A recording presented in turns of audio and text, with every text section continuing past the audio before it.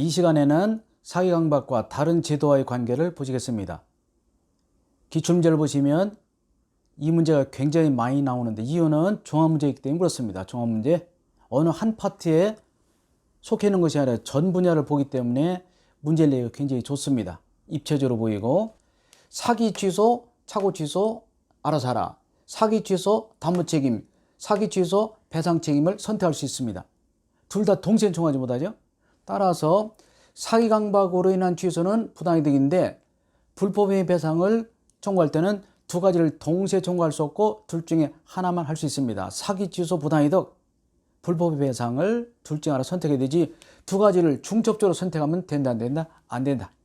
외우실 때는 사기와 착오, 사기와 담보, 사기와 불법행위를 선택할 수 있다. 그러나 착오와 담보는 담보 책임은 중요하죠. 아까 배웠습니다. 자, 외우실 때는 기망이 들어가면 선택할 수 있다. 이렇게 쓰면 돼요. 기망이 들어가면 선택할 수 있고 여기는 기망이 안 들어갔죠?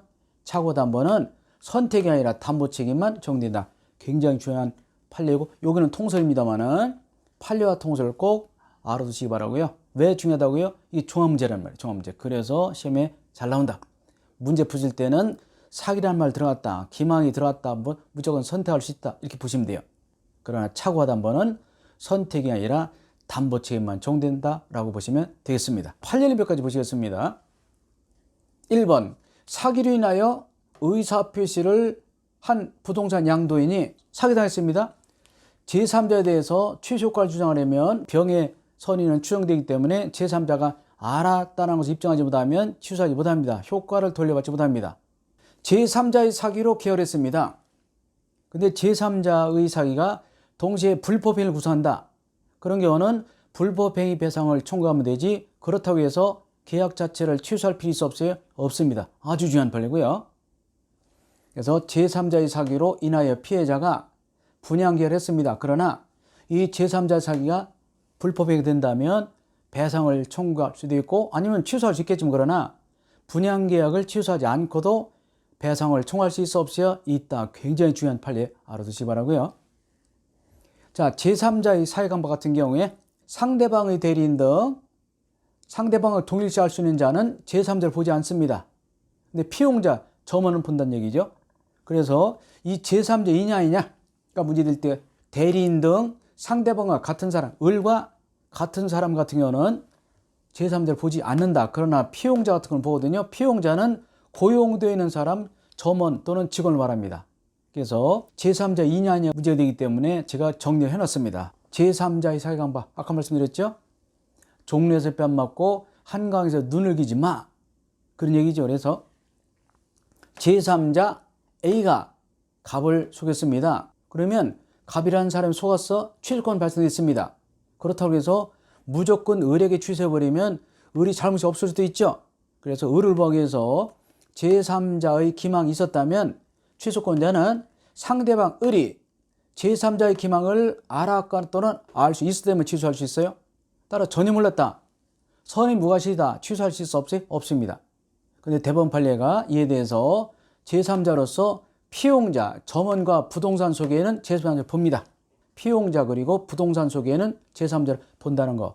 아닌 경우도 있습니다. 대리인과 은행 출장소는 아니거든요. 그래서 이것도 정리할 필요가 있습니다. 그림 잘 보시고 시험 보실 때는 굉장히 어렵게 느껴집니다. 그래서 제3자이냐 아니냐 물을 때도 있고 이 논리적으로 을이 악의 선의 과실일 때만 자 갑이 취소할 수 있지 을이 선의 무과실 때는 취소하지 못한다고 잘 나오고요. 그래서 여기서 이 제3자가 누구냐를 한번 정리해 볼 필요가 있겠습니다. 보시죠. 제3자의 사기강박에 제3자이냐 아니냐 문제된다는 거 외우시기 바라고요.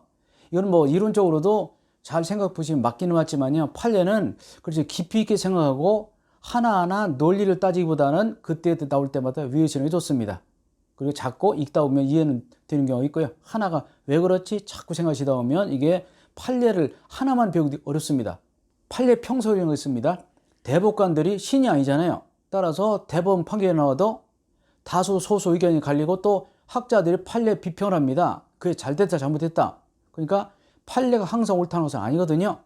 우리 생각하고 다를 수도 있죠. 우리도 소수 의견입니다. 내 생각하고 다르다. 같으면 다수 의견인 것이고 다르면 소수 의견인 것이다. 우리는 다수만을 배우거든요. 좀 이상해도 그런가 보다라고 보시면 되겠어요. 그리고 5번 판례를 보시겠습니다. 강박행위가 되려면 구체적으로 어떤 해악을 알려야 돼. 겁을 줘야 돼요. 어떤 손해를 입히겠다는 의사를 통지해서 겁을 먹어야 돼. 따라서 각서에 서명하라 라는 것을 강력 요구했다. 그것만은 강박이 될 수 없답니다. 일반적으로 부정행위 고소고발은 정당한 거죠. 그럼 이것이 고소고발을 어떤 이익 실현을 위한 수단으로 삼으면 안 됩니다. 그런 얘기죠. 고소고발은 정당하지만 고소할 듯한 태세, 고발할 듯한 태세를 취하면서 고소하겠다, 고발하겠다라고 말만 하고요. 어떤 금전을 요구한다. 그런 경우는 정당한 고소고발이라 하더라도 강박이 될 수 있어 없어요? 있습니다. 그렇죠? 국가 사법체계를 무너뜨리기 때문에 그렇습니다. 그래서 고소고발은 정당하다. 그러나 정당한 고소고발이라도 이것이 부정한 이익과 불법적인 이익과 결합하면 그것이 불법행위가 될 수 있다. 이렇게 보실 수 있겠습니다. 자, 좀 쉬었다가 판례를 계속 보도록 하겠습니다.